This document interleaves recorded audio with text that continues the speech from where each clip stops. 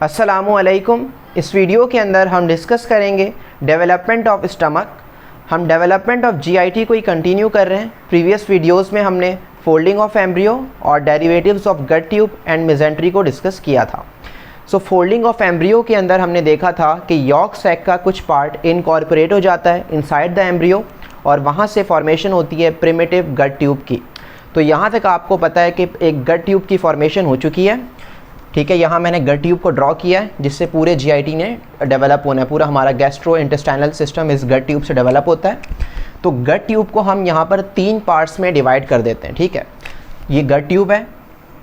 तो हमारी गट ट्यूब का वो वाला पार्ट जो क्रेनियल साइड पे, हेड वाली साइड पे होता है एम्ब्रियो के, उसे हम कहते हैं फोरगट। वो वाला पार्ट जो कि टेल वाली साइड होता है, कॉर्डल साइड पे एम्ब्रियो के होता है, उसे हम कहते हैं हाइंड गट। और फोरगट और हाइंड गट के दरमियान में जो पार्ट है गट ट्यूब का, उसे हम कहते हैं मिड गट। तो यहाँ पर हम गट ट्यूब को 3 पार्ट्स में डिवाइड कर देते हैं। क्रेनियल साइड पे फोरगट, कॉर्डल साइड पे हाइंड गट और इन दोनों के दरमियान में हमारे पास मिड गट होता है। तो हमारे जो स्टमक की डेवलपमेंट होती है वो 4 गट से होती है। ठीक है, हमने डेरिवेटिव्स में डिस्कस किया था। तो 4 गट है जो यहाँ से हमारी डेवलपमेंट होती है स्टमक की। यहाँ पे अगर मैं 4 गट, फॉर सपोज ये मैं 4 गट ड्रॉ कर रहा हूँ सिर्फ। ठीक है, आप इमेजिन करें ये हमारी 4 गट है। अब 4 गट का जो कॉर्डल पार्ट है, डिस्टल वाला नीचे वाला जो पार्ट है, यहाँ से डेवलपमेंट होती है स्टमक की।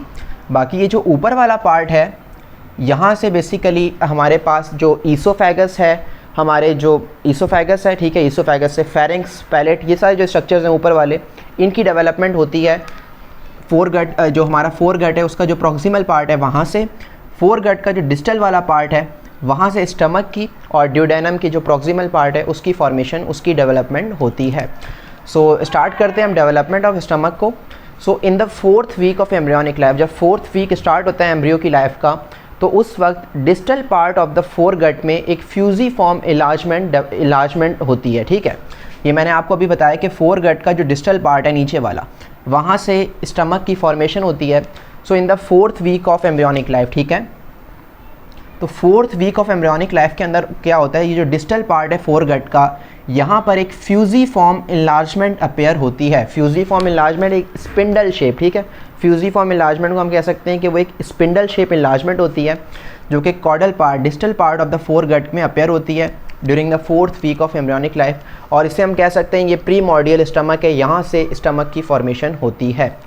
तो यहाँ पर मैं आपको एक चीज़ बताऊँ, तो आप सपोज कर लें कि स्टमक डेवलप हो रहा है इन द 4 गट, ठीक है, और ये बिल्कुल मिड लाइन में होता है, मिड लाइन ऑफ एम्ब्रियो। ठीक है, यहाँ पे आप सपोज करें ये बिल्कुल जो मिड लाइन है, बिल्कुल मिड लाइन के अंदर हमारी गट ट्यूब इस तरीके से सीधी है। उस गट ट्यूब के अंदर यहाँ पर एक डायलिटेशन अपेयर हुई है, डिस्टल पार्ट ऑफ 4 गट में फ्यूजीफॉर्म डायलिटेशन, ठीक है, अपेयर हुई है, और ये बिल्कुल मिड लाइन ऑफ एम्ब्रियो के अंदर प्रेजेंट है। यहाँ पे मैं आपको एक चीज़ बताऊँ कि सपोज करें ये लेफ़्ट साइड है स्टमक की, इस वक्त ये जो इन्लार्जमेंट है इसकी ये लेफ़्ट साइड है, यहाँ से स्टमक डेवलप हो रहा है, और ये हमारे पास राइट साइड है। ये वाला जो आगे वाला सरफेस है इसे हम वेंट्रल सरफेस कह सकते हैं या एंटीरियर सरफेस। जो पीछे सरफेस है इसका, उसे हम डॉर्सल सरफेस या फिर पोस्टीरियर सरफेस कह सकते हैं। ठीक है, तो ये राइट साइड है, ये लेफ़्ट साइड है स्टमक की, ये वेंट्रल सरफेस है और पीछे डॉर्सल सरफेस है। ठीक है, तो यहाँ तक आपको क्लियर है। उसके अलावा मैं आपको एक और चीज़ बताऊँ कि मैंने आपको लास्ट वीडियो में हमने मेजेंट्री को डिस्कस किया था। तो मेजेंट्री क्या है, मैंने आपको बताया था कि जो हमारे पास डबल लेयर फोल्ड होता है पेरिटोनियम का, जो कि हमारे पास फॉर्म होता है फ्रॉम द मीजोडर्म, उसे हम कहते हैं मेजेंट्री। और मेजेंट्री पूरे गट ट्यूब को पोस्टीरियर एब्डोमिनल वॉल के साथ कनेक्ट करके रखती है, और जो गट ट्यूब के पोस्टीरियर साइड के ऊपर जो मेजेंट्री होती है उसे हम कहते हैं डॉर्सल मेजेंट्री। जो वेंट्रल साइड पे मेजेंट्री फॉर्म नहीं होती गट ट्यूब के, सिर्फ स्टमक के ऊपर, वेंट्रल साइड के ऊपर भी मेजेंट्री प्रेजेंट होती है। तो स्टमक का जो वेंट्रल साइड है वहाँ पर जो मेजेंट्री होती है उसे हम कहते हैं वेंट्रल मीजोगैस्ट्रियम। गैस्ट्रियम तो स्टमक है, तो वेंट्रल मीजोगैस्ट्रियम। इसी तरह स्टमक के पीछे वाली डॉर्सल साइड के ऊपर जो मेजेंट्री होती है उसे हम कहते हैं डॉर्सल मीजोगैस्ट्रियम। ठीक है, और इसी मेजेंट्री से जो हमारे पास आर्टरीज़ वगैरह होती हैं वो भी यहाँ पे डेवलप आती हैं, इंटर करती हैं गट ट्यूब के अंदर और नरिशमेंट प्रोवाइड कर रही होती हैं। ठीक है, तो यहाँ तक मैंने आपको बता दिया। अब मैंने आपको जब फ्यूजिफॉर्म इन्लार्जमेंट बताई, मैंने उसका ये लेफ़्ट सरफेस, ये लेफ़्ट बताया, ये राइट है, ये डॉर्सल सरफेस है और ये वेंट्रल सरफेस है। अब मेजेंट्री भी यहाँ पर अटैच होगी, स्टमक की फॉर्मेशन हो रही है तो मेजेंट्री भी यहाँ पर अटैच होगी। तो यहाँ बिल्कुल मिड के अंदर वेंट्रल सरफेस के ऊपर वेंट्रल मेजेंट्री अटैच हुई होगी इस तरीके से सामने, जो कि एंटीरियर एब्डोमिनल वॉल के साथ कनेक्ट कर रही होगी ये स्टमक को।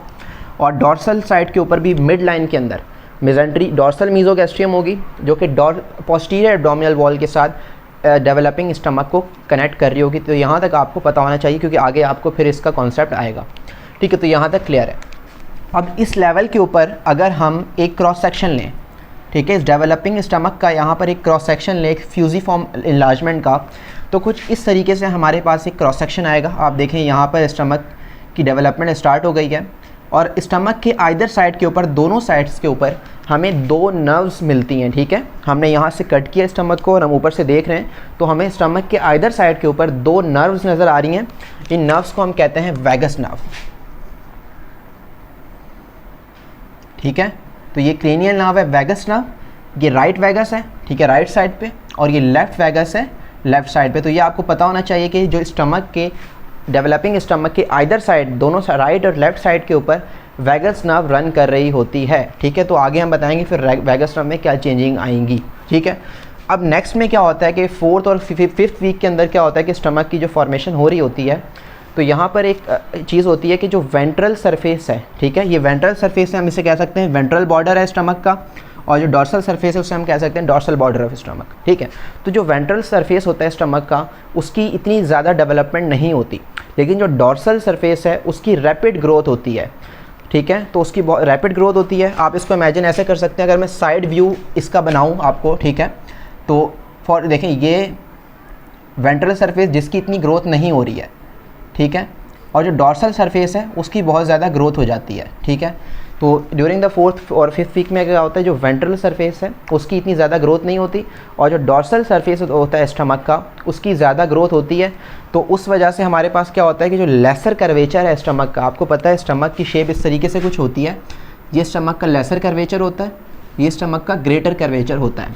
तो जो वेंट्रल साइड है यहाँ पर लेसर कर्वेचर बन जाता है स्टमक का, और जो डॉर्सल साइड होती है वहाँ पर ग्रेटर कर्वेचर बन जाता है स्टमक का। यहाँ पर आप एक चीज़ नोट करें, क्या कभी आपने एडल्ट्स के अंदर या न्यूबॉर्न बेबीज़ में ऐसा देखा है कि स्टमक इस तरीके से सीधा पड़ा हो, उसका लेसर कर्वेचर सामने की साइड पर हो, और डॉर्सल जो ग्रेटर लेसर कर्वेचर सामने हो और जो ग्रेटर कर्वेचर है वो डॉर्सल साइड पे हो? ऐसा नहीं होता।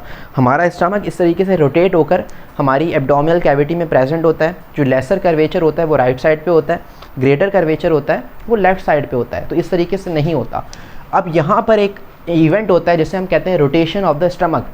स्टमक इस तरीके से फॉर्म हो रहा है, जो डॉर्सल बॉर्डर है वो ज़्यादा ग्रोथ कर रहा है, वो ग्रेटर कर्वेचर बना रहा है, और सामने लेसर कर्वेचर है वेंट्रल बॉर्डर के ऊपर, वेंट्रल सरफेस के ऊपर, जहाँ पर ग्रोथ इतनी ज़्यादा नहीं हो रही है। अब रोटेशन ऑफ स्टमक क्यों होती है, उसके 3 फैक्टर्स होते हैं जो कि मेजर फैक्टर हैं जिनकी वजह से स्टमक रोटेट करता है। वो फैक्टर्स मैंने यहाँ लिख दिए। सबसे पहले लिवर। आपको पता है यहाँ पर जो मिड गट और फोर गट का जंक्शन होता है, मेनली जो फोर गट है वहाँ से एक बर्ड अराइज होती है जिससे लिवर की फॉर्मेशन होती है। तो लिवर भी फॉर्म हो रहा होता है, ठीक है, राइट ऑफ द स्टमक के ऊपर। तो जब रैपिड इनलार्जमेंट होती है लिवर की, तो वो एक फैक्टर है जिसकी वजह से लिवर, हमारा जो स्टमक है वो रोटेट करता है। सेकेंड जो फैक्टर है उसे हम कहते हैं ओमेंटल बर्सा। ओमेंटल बर्सा हम कहते हैं लेसर सैक को। लेसर सैक बेसिकली एक कैविटी होती है बिहाइंड द स्टमक, स्टमक के पीछे एक स्पेस बन जाती है, उसे हम कहते हैं लेसर सैक, ठीक है। इसी तरह ग्रेटर सैक होता है। लेसर सैक के अलावा जो पूरी एब्डोमिनल कैविटी है हम उसे ग्रेटर सैक कह सकते हैं, ठीक है।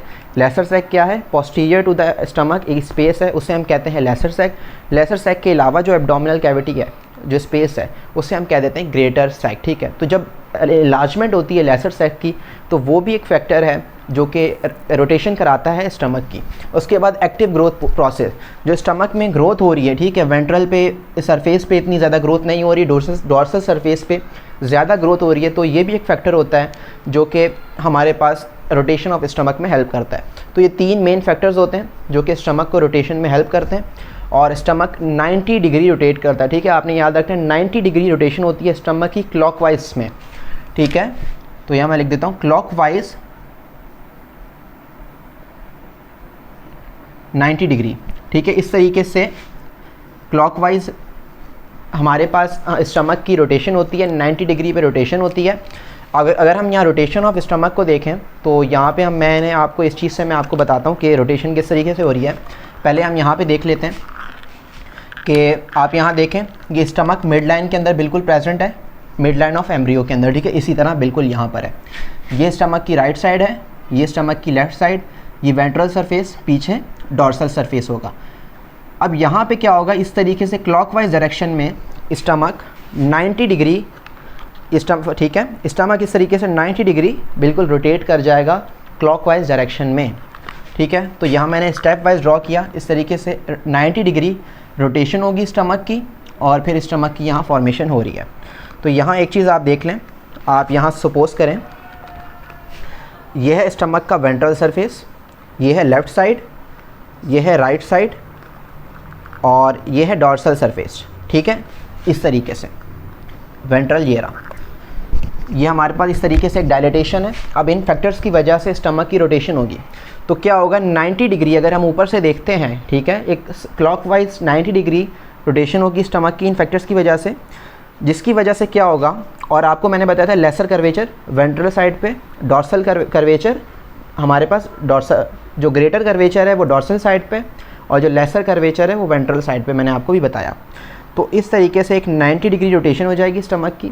अब इस 90 डिग्री रोटेशन के बाद अगर हम स्टमक को देखेंगे तो जो वेंट्रल सरफेस है वो राइट साइड बन जाएगा स्टमक का, जो डॉर्सल सरफेस होगा वो स्टमक का लेफ़्ट साइड बन जाएगा। जो राइट साइड थी स्टमक की यहाँ पे वो डॉर्सल सरफेस बन गई स्टमक की, और जो लेफ़्ट साइड थी स्टमक की वो वेंट्रल सरफेस बन गई स्टमक की। तो इस चीज़ को आपने नोट करना है कि किस तरीके से चेंजिंग हो रही है। जो राइट साइड थी वो डॉर्सल पे चली गई स्टमक की, जो ओरिजिनल राइट साइड थी, जो ओरिजिनल लेफ़्ट साइड थी वो वेंट्रल साइड पर आ गई, ठीक है। जो वेंट्रल सरफेस था वो राइट पे चला गया, जो डॉर्सल सरफेस था जहाँ पे ग्रेटर कर्वेचर है वो लेफ़्ट साइड पे चला गया। सो इस तरीके से हमारे पास जो रोटेशन होती है स्टमक की, तो ये मैंने स्टेप्स ड्रॉ किए हैं।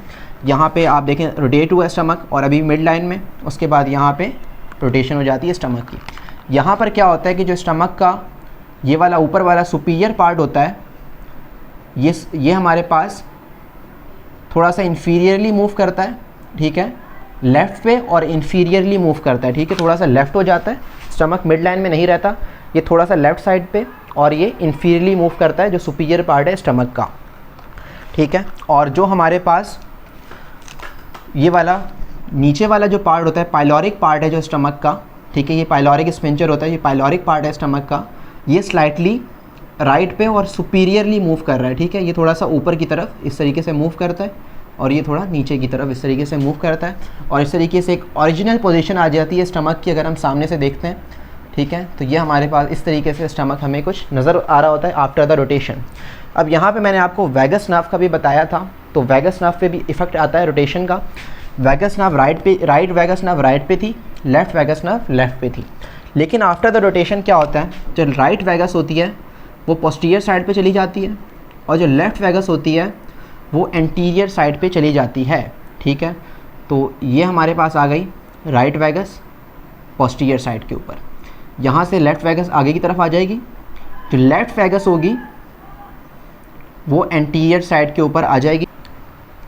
तो वैगस नर्व भी इस तरीके से रोटेट कर गई, ठीक है। Right vagus nerve posterior side पे चली गई और पोस्टीरियर साइड पे right vagus nerve right vagal trunk बना देती है। जो लेफ़्ट वैगस नर्व है वो लेफ़्ट से एंटीरियर साइड पे आ जाएगी और एंटीरियर साइड के ऊपर लेफ़्ट वैगल ट्रंक बना देगी। जो लेफ़्ट वैगस नर्व होती है वो सप्लाई करती है एंट्रो सुपीरियर सरफेस ऑफ स्टमक, और जो राइट वैगस नर्व होती है वो सप्लाई करती है postero inferior surface of stomach. अच्छा, आप यहाँ नोट करेंगे कि मैं एंट्रो सुपीरियर और पोस्ट्रो इन्फीरियर सरफेस क्यों कह रहा हूँ, मैं डायरेक्ट एंटीरियर और पोस्टीरियर सरफेस ऑफ स्टमक क्यों नहीं कह रहा।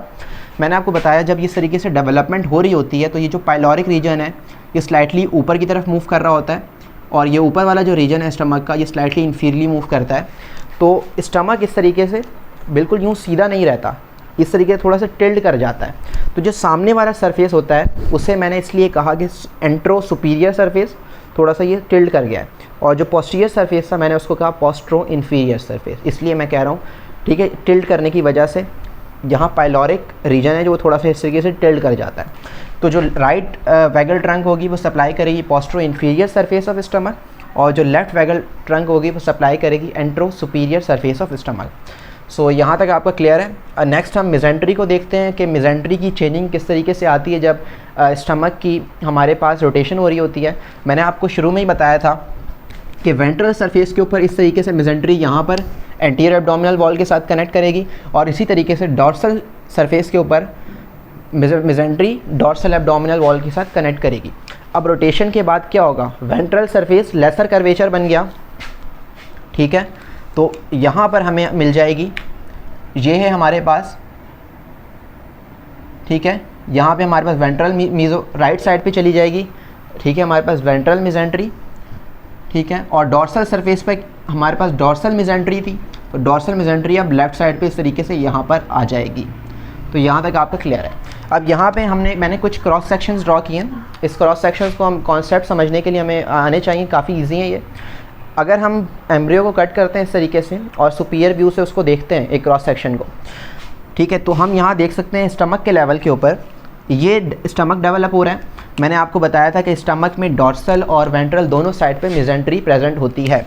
तो ये स्टमक की डॉर्सल मिजेंट्री, ये स्टमक की वेंट्रल मिजेंट्री, ठीक है। और mid line of the embryo के अंदर, बिल्कुल मिड लाइन ऑफ बॉडी के अंदर अभी स्टमक प्रेजेंट है। उसके बाद हम देखते हैं जब 90 डिग्री क्लॉकवाइज रोटेशन हो गई स्टमक की, उस रोटेशन की वजह से क्या होता है, जो डॉर्सल मिजेंट्री है, आप यहाँ गौर से देखें, जो डॉर्सल मिजेंट्री है वो लेफ़्ट की तरफ मूव करती है, यहाँ पे लेफ़्ट की तरफ मूव कर गई, और जो वेंट्रल मिजेंट्री है वो राइट साइड की तरफ मूव कर जाती है, आप यहाँ देख सकते हैं, ठीक है। तो यहाँ पर इस तरीके से मिजेंट्री भी मूव कर रही है जब रोटेशन हो रही है स्टमक की। डॉर्सल मिजेंट्री लेफ़्ट साइड पे मूव कर रही है, राइट वाली जो वेंट्रल मिजेंट्री है वो राइट साइड पे मूव करती है। अब यहाँ नेक्स्ट में आपको पता है कि जो वेंट्रल मिजेंट्री है वहाँ पर लिवर की फॉर्मेशन स्टार्ट हो जाती है, ठीक है। और जो डॉर्सल मिजेंट्री है, डॉर्सल जो मीज़ोगैस्ट्रियम है, ठीक है, यहाँ मिजेंट्री में बता रहा हूँ तो मीज़ोगैस्ट्रियम में बता रहा हूँ, ठीक है, स्टमक की जो मिजेंट्री है, तो वेंट्रल मीज़ोगैस्ट्रियम में हमारे पास लिवर की फॉर्मेशन स्टार्ट हो जाती है, और जो डॉर्सल मीज़ोगैस्ट्रियम है वहाँ पर स्प्लीन की फॉर्मेशन स्टार्ट हो जाती है। अब यहाँ पर हम कह सकते हैं ये जो मिजेंट्री है इसने पूरा जो पेरिटोनियम के फोल्ड हैं, इसने ये स्टमक है हमारे पास, इसने स्टमक को सराउंड किया हुआ है। अब डॉर्सल मीज़ोगैस्ट्रियम का ये वाला पार्ट स्प्लीन और स्टमक के दरमियान, इसे हम कह देते हैं गैस्ट्रोस्प्लीनिक लिगामेंट, गैस्ट्रोस्प्लीनिक लिगामेंट। स्प्लीन और ये पोस्टीरियर एब्डोमिनल वॉल के दरमियान ये जो डॉर्सल मीज़ोगैस्ट्रियम का पार्ट है इसे हम कह देते हैं लीनो रीनल लिगामेंट, ठीक है। लीनो से मतलब स्प्लीन और रीनल पीछे किडनी होती है, तो लीनो रीनल लिगामेंट, यहाँ पे किडनी की फॉर्मेशन हो रही होती है, तो लीनो रीनल लिगामेंट। और बाकी का जो पार्ट होता है डॉर्सल मीज़ोगैस्ट्रियम का इन लिगामेंट्स के अलावा, ठीक है, इसके अलावा एक और लिगामेंट बनता है, यहाँ पे मैंने डायफ्राम नहीं नज़र आ रहा आपको, जो डॉर्सल मीज़ोगैस्ट्रियम का पार्ट होता है जो स्टमक को डायफ्राम के साथ कनेक्ट कर रहा होता है, उसे हम कहते हैं गैस्ट्रोफ्रेनिक लिगामेंट। इन तीन लिगामेंट्स के अलावा जो हमारे पास डॉर्सल मीज़ोगैस्ट्रियम होता है उसका जो पार्ट बच जाता है इन तीनों लिगामेंट के अलावा, वो फॉर्मेशन कराता है ग्रेटर ओमेंटम की, ठीक है, ग्रेटर ओमेंटम की। अब अगर वेंट्रल साइड पर आएँ तो वेंट्रल साइड पर जो हमारे पास वेंट्रल मीज़ोगैस्ट्रियम थी वो लिवर की बनने की वजह से दो में डिवाइड हो जाती है।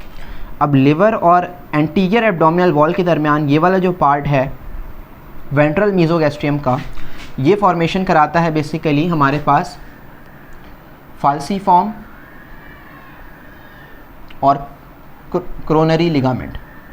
तो फाल्सीफॉर्म और क्रोनरी लिगामेंट हैं जो लिवर के, वो यहाँ से फॉर्म होते हैं। उसके बाद जो लिवर और स्टमक के दरमियान जो वेंट्रल मीज़ोगैस्ट्रियम का पार्ट है ये वाला, यहाँ फॉर्मेशन होती है लेसर ओमेंटम की, ठीक है। तो यहाँ से फॉर्मेशन हो जाती है हमारे पास लेसर ओमेंटम की। अब यहाँ पे हम एक और चीज़ मैं आपको बताऊँ कि लिवर की मैंने आपको बताया रैपिड ग्रोथ होती है, तो इस इमेज पे आपने फोकस करना है। ये हमारे पास पेरिटोनियम है, ठीक है, इसने बिल्कुल सराउंड किया हुआ लिवर को, स्टमक को, यहाँ स्प्लीन है, यहाँ पीछे किडनी मैंने ड्रॉ नहीं की तो यहाँ किडनी होगी। तो उसके बाद अब यहाँ पे क्या है, रैपिड ग्रोथ होगी लिवर की। तो यहाँ से मैं इसको थोड़ा सा मिटा देता हूँ। अब लिवर ने इस तरीके से रैपिड ग्रोथ करता है, और यहाँ पर जो पेरिटोनियम होती है उस पेरिटोनियम को ये ऑब्लिटरेट कर देता है। रैपिड ग्रोथ की वजह से बिल्कुल बॉडी की कैविटी के साथ लग जाता है जाके, उस लगने की वजह से वहाँ पर जो पेरिटोनियम होती है वो ऑब्लिटरेट हो जाती है, ठीक है। अब पेरिटोनियम वाला फोल्ड देखें, यहाँ पर ये फोल्ड इस तरीके से यहाँ क्लोज हो जाता है, और ये वाला जो फोल्ड है वो यहाँ आके यहाँ क्लोज हो जाता है, यहाँ पर नहीं जाता। यहाँ जो पेरिटोनियम थी वो इस तरीके से ऑब्लिटरेट हो जाती है, अब वहाँ पे पेरिटोनियम नहीं है। इस ऑब्लिटरेशन की वजह से, रैपिड ग्रोथ ऑफ लिवर की वजह से एक सैक बन जाता है, एक कैविटी बन जाती है, एक स्पेस बन जाती है बिहाइंड द स्टमक, ठीक है। स्टमक के पीछे की तरफ एक, आप बिल्कुल देखें, एक स्पेस बन गई, बिल्कुल क्लोज स्पेस। इस क्लोज स्पेस को हम कहते हैं लेसर सैक, ठीक है। तो लेसर सैक मैंने आपको बताया, जिसे हमने ओमेंटल बर्सा भी कहा, ये एक स्पेस होती है बिहाइंड द स्टमक, ठीक है। और ये किसकी वजह से बनी? Due to the rapid growth of liver. और कैसे बनी? तो ये आपको एक कॉन्सेप्ट आ गया कि किस तरीके से फॉर्मेशन हुई लेसर सैक की। लेसर सैक को हम यहाँ पे भी देखते हैं, अगर हम कट करते हैं, सेक्शन लेते हैं एम्ब्रियो का और नीचे वाली साइड से एम्ब्रियो को देखते हैं, ठीक है। तो ठीक है, ये हमारे पास नीचे से हम अगर एम्ब्रियो को इस तरीके से देखें तो हमें यहाँ पर लिवर का थोड़ा सा पोर्शन नज़र आएगा, ठीक है। ये हमारे पास स्टमक नीचे की तरफ मूव कर रहा है और ये ड्यूडेनम है, स्टमक कंटिन्यू हो रहा है एज अ ड्यूडेनम। ये हमारे पास पेरिटोनियम है वेंट्रल साइड के ऊपर, ठीक है। तो वेंट्रल साइड पे जो पेरिटोनियम है, लिवर यहाँ पे ये लेसर, ठीक है, ये हमारे पास लेसर ओमेंटम, ये पीछे की साइड पे ये हमारे पास ग्रेटर ओमेंटम है, ठीक है। ये लिगामेंट्स बन गए, मैंने आपको बता दिया। अब यहाँ पे क्या होता है, जो लेसर ओमेंटम होती है वो यहाँ आकर लिवर के साथ यहाँ पे लगी हुई होती है, यहाँ अटैच होती है, और यहाँ आकर जो प्रॉक्सिमल पोर्शन है ड्यूडेनम का वहाँ पर भी अटैच हुई होती है, ठीक है। तो यहाँ पर जब ये अटैच हुई होती है प्रॉक्सिमल पोर्शन ऑफ ड्यूडेनम में और लिवर में, अब जब ड्यूडेनम की ग्रोथ होती है तो जो ड्यूडेनम है वो बिल्कुल लिवर के साथ लग जाता है जाके। उस लिवर के साथ लगने की वजह से यहाँ पर एक ओपनिंग बन जाती है, ठीक है। आप इमेजिन कर सकते हैं, यहाँ लिवर के साथ अटैच थी पेरिटोनियम और यहाँ ड्यूडेनम के साथ, तो जब ड्यूडेनम यहाँ लगा तो एक ओपनिंग बन गई। इस ओपनिंग को हम कहते हैं एपिप्लॉइक फोरामेन, एपिप्लॉइक फोरामेन, ठीक है। और ये एपिप्लॉइक फोरामेन एक एंट्री है इनटू द लेसर सैक के अंदर, ठीक है। लेसर सैक की एंट्री है एपिप्लॉइक फोरामेन, और ये यहाँ से ओपन नहीं होता, ये बिल्कुल जो ग्रेटर ओमेंटम है बिल्कुल ये इस तरीके से क्लोज होती है यहाँ पर। अब ग्रेटर ओमेंटम का भी मैं बता दूँ, जो ग्रेटर ओमेंटम है वो इस तरीके से जब फोल्डिंग होती है तो ये लेफ़्ट साइड से बिल्कुल ये वेंट्रल साइड के ऊपर आकर यहाँ पर कवर करती है इंटेस्टाइन्स को। यहाँ पर हम सजाइटल सेक्शन लेते हैं एम्ब्रियो का, और उसके अंदर मैं आपको दिखाता हूँ कि ये हमारे पास लिवर है, ठीक है। ये हमारे पास लिवर आ गया, ये स्टमक है, स्टमक के बाद ये लेसर सैक है, ठीक है। ये हमारे पास ट्रांसवर्स कॉलॉन है और ये पीछे की तरफ किडनी है। अब ये जो लेसर सैक है, ठीक है, आप देख सकते हैं ये लेसर सैक, ये जो हमारे पास डॉर्सल ओमेंटम होती है ये यहाँ पर इस तरीके से ग्रो कर रही होती है, और ये जब इसकी ग्रोथ होती है तो ये नीचे आकर ये वाली जो पेरिटोनियम होती है, ये जो ट्रांसवर्स कॉलॉन की जो मिजेंट्री है उसके साथ आकर बिल्कुल ये मिल जाती है, ठीक है। और उसके साथ उसके अंदर ये एब्जॉर्ब हो जाती है, ठीक है। ट्रांसवर्स कॉलॉन की ये मीज़ो कॉलॉन है, मिजेंट्री है उसकी। यहाँ पर ये हमारे पास है ग्रेटर ओमेंटम, ये सामने की तरफ इस तरीके से मूव कर रहा है, तो ये वाली जो पेरिटोनियम होती है वो इसके साथ मिलकर इनको एब्जॉर्ब हो जाएगी। अब नेक्स्ट में देखें, वो यहाँ नीचे की तरफ आई और ये एक ही बन गई, ठीक है, इस तरीके से। और ये यहाँ से इस तरीके से जो ग्रेटर ओमेंटम है वो इस तरीके से नीचे की तरफ मूव किया, और ग्रेटर ओमेंटम अगर आप देखेंगे डायसेक्शन में वो इस तरीके से इंटेस्टाइन्स को वेंट्रल साइड पर कवर कर रहा होता है। और ये जो ये हमारे पास लेसर सैक बन गया। इस लेसर सैक के अलावा ये वाला जो एरिया है ये सारा हमारे पास ग्रेटर सैक है। तो लास्ट में अब हम कंजेनाइटल एनोमलीज देख लेते हैं स्टमक की। सो जो कॉमन कंजेनाइटल मेलफॉर्मेशन है स्टमक की उसे हम कहते हैं कंजेनाइटल हाइपरट्रॉफिक पाइलोरिक स्टेनोसिस, ठीक है। तो congenital hypertrophic pyloric stenosis most common congenital anomaly है स्टमक की, और इस congenital mean at birth present होगा, ठीक है। हाइपरट्रॉफिक से हमारा मुराद क्या है? हाइपरट्रॉफिक से हमारी ये मुराद होती है कि साइज़ ऑफ द सेल्स बढ़ जाता है। फॉर सपोज एक सेल है, उसका साइज़ ये है, लेकिन अगर उसका साइज़ ये हो जाए तो हम कहेंगे हाइपरट्रॉफिक सेल है, तो हाइपरट्रॉफिक ही हो गया। पाइलोरिक से हमारा क्या मुराद है? ये वाला जो लास्ट वाला रीजन होता है स्टमक का, जहाँ से ये ड्यूडेनम में कंटिन्यू होगा, इस वाले रीजन को हम कहते हैं पाइलोरिक रीजन। तो यहाँ पर, और स्टेनोसिस से हमारा क्या मुराद है, अगर एक पैसेज है कोई और वो यहाँ पर इस तरीके से नैरो हो जाए तो इस एरिया को हम कहेंगे स्टेनोसिस। तो कंजेनाइटल हाइपरट्रॉफिक पाइलोरिक स्टेनोसिस में क्या होता है, इस एरिया के अंदर पाइलोरिक रीजन के अंदर जो लॉन्गिट्यूडनल और सर्कुलर मसल्स होते हैं, ठीक है, जो लॉन्गिट्यूडनल और सर्कुलर मसल्स हैं इस एरिया के अंदर स्टमक के, वो हाइपरट्रॉफिक हो जाते हैं, उनका साइज़ इंक्रीज़ हो जाता है। उस साइज़ इंक्रीज़ होने की वजह से क्या होता है, ये वाला जो एरिया होता है ये नैरो हो जाता है, ठीक है। इस नैरो एरिया की वजह से यहाँ पर जो फूड है वो यहीं पर रहता है, इससे आगे नहीं जा पाता स्मॉल इंटेस्टाइन में। इस वजह से क्या होता है कि जो स्टमक है वो डिस्टेंड हो जाता है, और जैसे ही आप बेबी को फूड देंगे 2 वीक्स से लेकर 2 मंथ तक, आप जब भी उसको फूड देंगे तो वो उसको वॉमिट कर देगा, और इसको हम कहते हैं प्रोजेक्टाइल वॉमिटिंग। डिस्टेंडेड जब स्टमक है वहाँ से पुश करेगा फूड को, और एक प्रोजेक्टाइल वॉमिटिंग होगी। और एक क्लासिकल साइन है कंजेनाइटल हाइपरट्रॉफिक पाइलोरिक स्टेनोसिस का, कि उसमें हमारे पास प्रोजेक्टाइल वॉमिटिंग होती है। और इसकी जो ट्रीटमेंट होता है उसको हम सर्जरी के ज़रिए हम इसको ट्रीट करते हैं, पाइलोरोमायोटॉमी, आई होप इसको यही कहते हैं। तो पाइलोरोमायोटॉमी के ज़रिए हम इसको सर्जिकल रिलीफ देते हैं। और ये जो पाइलोरिक स्टेनोसिस होता है most commonly by birth he present होता है, और ये कॉमन होता है बॉयज़ के अंदर, गर्ल्स के अंदर इतना कॉमन नहीं होता सैक है। सो आई होप आपको यहाँ तक क्लियर हो गया होगा चीज़ों का। वीडियो काफ़ी लेंथी हो गई है, लेकिन चीज़ें काफ़ी थी, और मैं चाह रहा था इन तस्वीरों से, इन डायग्राम से आपको एक कॉन्सेप्ट बिल्ड हो जाए कि कौन सी चीज़ की फॉर्मेशन किस तरीके से हो रही है। आई होप आपको ये चीज़ें समझ आ गई होंगी। सो चैनल को ज़रूर सब्सक्राइब करें, और कमेंट करके भी ज़रूर बताएं कि वीडियो कैसे लगी, और अपने फ्रेंड्स के साथ भी चैनल को ज़रूर शेयर करें। Thank you so much.